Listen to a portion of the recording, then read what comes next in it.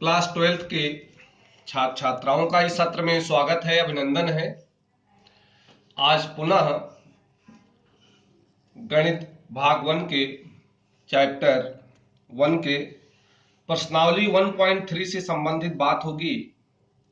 प्रिय विद्यार्थियों, सबसे महत्वपूर्ण 2 प्रमेय हैं, आज उनको सीखना है, याद भी करना है और सिद्ध करना भी सीखना है आपको। तो पहली प्रमेय है,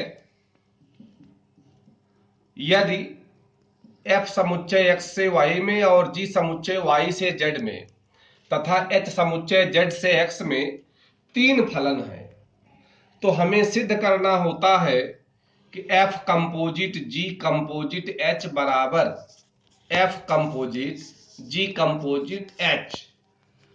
इसको आपको सिद्ध करना है और सीखना है। ये प्रमेय बेटा ऐसे चलती है जैसे साहचर्य नियम चलता है। छोटी क्लास में आप देखे नहीं थे, a प्लस बी प्लस सी आप करो या a प्लस बी प्लस सी कर दो, तो वही यहां भी है। h composite g composite h करो या पहले इन दोनों का संयोजन निकाल लो, जो आंसर रहा है f के साथ निकाल लो, वही राइट लिखा है। तो क्या ये प्रमेय कह रही है? साहचर्य नियम कह रही है। तो आइए देखते हैं कैसे हम लोग सिद्ध करते हैं। तो सबसे पहले हम बायां पक्ष लेते हैं, f composite g composite h। या तो दर्पण है, मिरर है, इसके सामने कोई न कोई आप चर रखेंगे तब उसका प्रतिबिंब नजर आएगा। आप जानते हैं f कंपोजिट g का मान x पर कितना है? सूत्र के अनुसार बेटा g of fx, g of fx। अब देखो एफ ओ जी, तो ओ के लेफ्ट में g है, ओ के राइट में क्या है? f है, तो आप सीधा कहते हैं g ऑफ fx। अब यहां देखो बेटा, इसको एक ही फलन मान लो। अब o के बाद तो a है और o के लेफ्ट में a है, हम इसको लिख रहे हैं h of F O G at x। कोई दिक्कत इसमें नहीं है।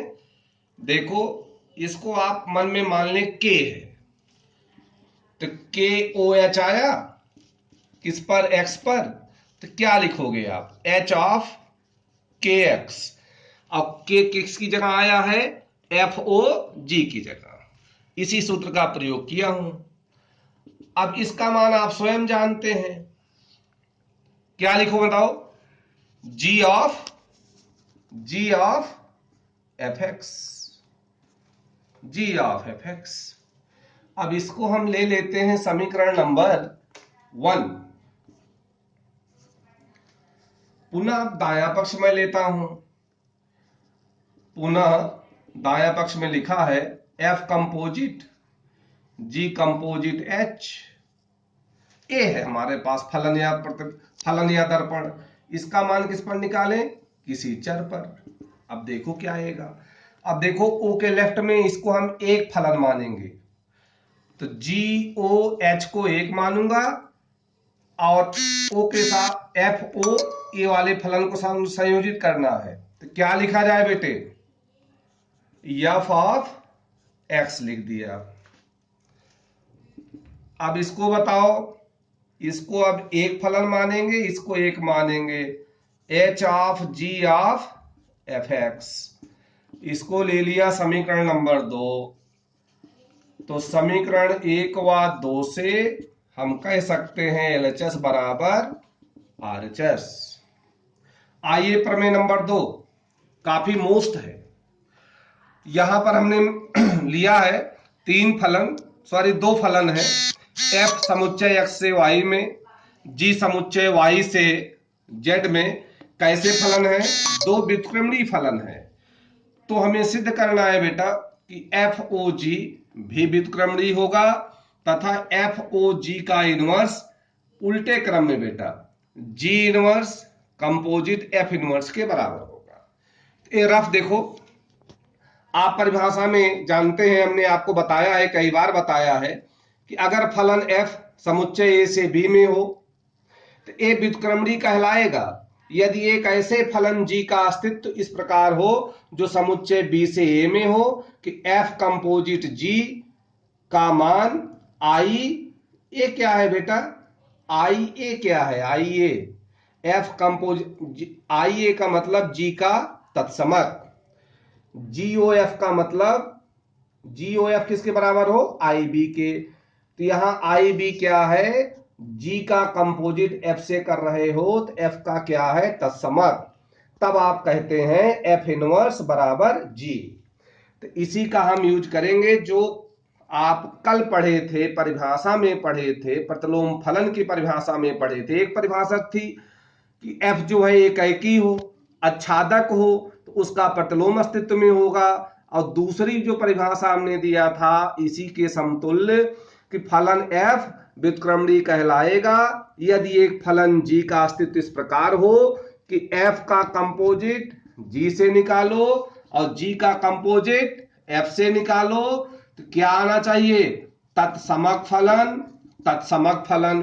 अब समस्या है तत्समक किसका, तो बेटा देखो ओ के लेफ्ट में कौन है, जी, तो यहां तो भाई जी का आना चाहिए, जी का सह डोमेन, और यहां जी कंपोजिट एफ, ओ के लेफ्ट में कौन है, एफ, तो एफ का कौन है, सह डोमेन।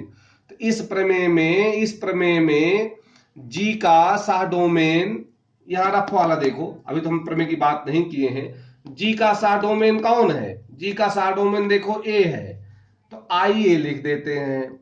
यहां एफ का सह डोमेन कौन है, बी, तो इसको क्या लिख देते हैं, आई बी।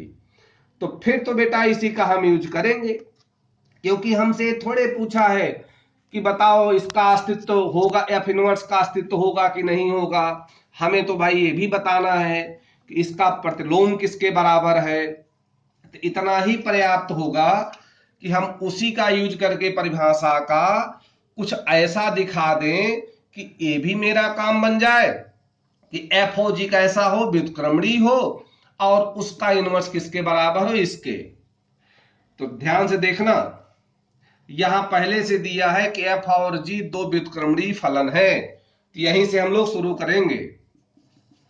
दिया है एफ समुच्चय एक्स से वाई तथा जी समुच्चय वाई से जेड में दो व्युत्क्रमणीय फलन है, इसलिए हम कह सकते हैं इसका व्युत्क्रमणीय कहां से कहां तक होगा, उल्टा होगा बेटा, y से किस में होगा, x में। और g का व्युत्क्रम कैसे लिखें, g टू द पावर -1, ये कहां से कहां होगा, z से y में। अब ध्यान देना, f इनवर्स की सह डोमेन कौन है, x, और g इनवर्स की सह डोमेन कौन है, y। तो जो तत्समक आप लिखते थे, जब f इनवर्स के सह डोमेन की बात करेंगे बेटे आई एक्स लिख देना, जब जी इनवर्स के साथ डोमेन की बात करेंगे तो क्या लिख दोगे, आई वाई लिख देना। आइए हम लोग बात करते हैं और समझते हैं, ध्यान देना। एफ ओ जी का इनवर्स आपको दिखाना है।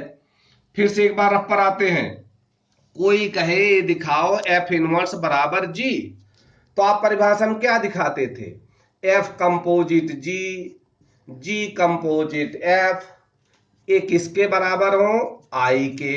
अब आई के साथ कौन सा समुच्चय लगता था, जी का सह डोमेन, और यहां क्या लगता था, एफ का सह डोमेन। तो एफ का सह डोमेन कौन होता था, बी, जी का सह डोमेन कौन होता था, एक्स। तो एफ का इनवर्स जी तब होगा जब एफ और जी का कंपोजिट निकालो, एफ और जी का कंपोजिट निकालो, जी और एफ का कंपोजिट निकालो, कैसे आए, तत्समक। तत्समक का मतलब है अगर उसके सामने एक्स रखोगे प्रतिबिंब एक्स है, दो रखोगे दो है, तीन रखोगे तीन है, चार रखोगे तो चार है। आइए इसी का उपयोग करके सिद्ध करते हैं, बुक में भी दिया है, आप उसको भी देखेंगे।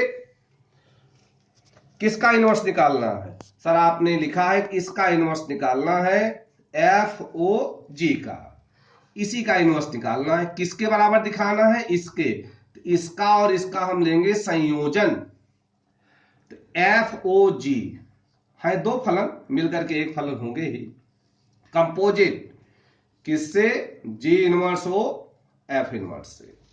ध्यान देना बेटे, प्रमेय एक में क्या कहता है सहचरण नियम, अब हम जी और जी इनवर्स को एक साथ कर सकते हैं, एफ इनवर्स इसको बेटा एक साथ कर देंगे साहचर्य नियम से, ओ जी इनवर्स ओ जी, और इसके बाद क्या है बेटे ओ एफ। ध्यान देना मैं इतने को एक साथ लिखा हूं।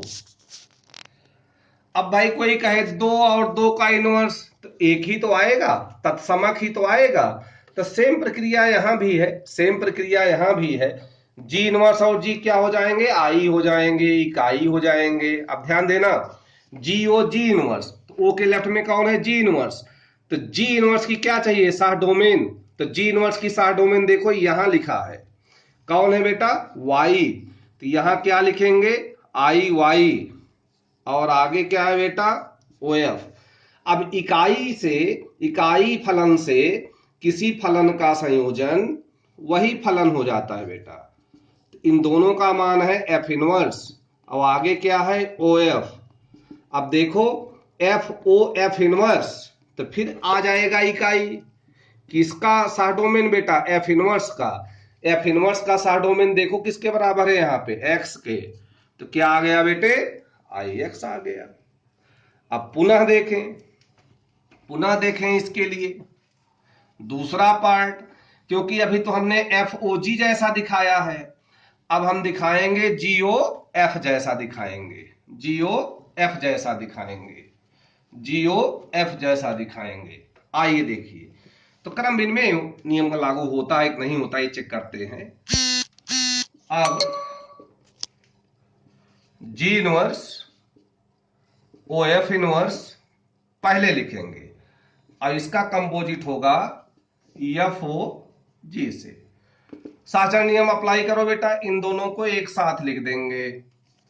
तो G O F O F inverse और ओ जी इनवर्स। अब देखो एफ भी है, उसका इनवर्स भी है, तो क्या बनेंगे बेटे, आई। बताओ किसका आई, एफ के साह डोमेन की। एफ का साह डोमेन कौन था बेटा, बताइए, दिया था प्रमेय में ना। एफ कहां से कहां तक फलन था, एक्स से वाई, साह डोमेन कौन है, वाई। तो आई वाई लिख दिया बेटे। आगे ओ जी इनवर्स। अब आई वाई के साथ, आई वाई के साथ किसी भी फलन का आप संयोजन लेंगे तो वही फलन हो जाएगा, जी ओ जी इनवर्स। अब जी ओ जी इनवर्स का मान क्या है बेटा, आई। यहां कौन सा सफिक्स लगाए, जी का साह डोमेन। जी का साह डोमेन कौन था बताओ, जेड। इसलिए हम कह सकते हैं कि एफ ओ जी का इनवर्स बराबर जी इनवर्स कंपोजिट एफ इनवर्स। इसको ध्यान से आप पढ़ लेना, कई बार पढ़ लेना, बोर्ड में या तो पहली प्रमेय आएगी या तो दूसरी आएगी, और दूसरी आती है तो अच्छे मार्क्स में आती है। Thank you.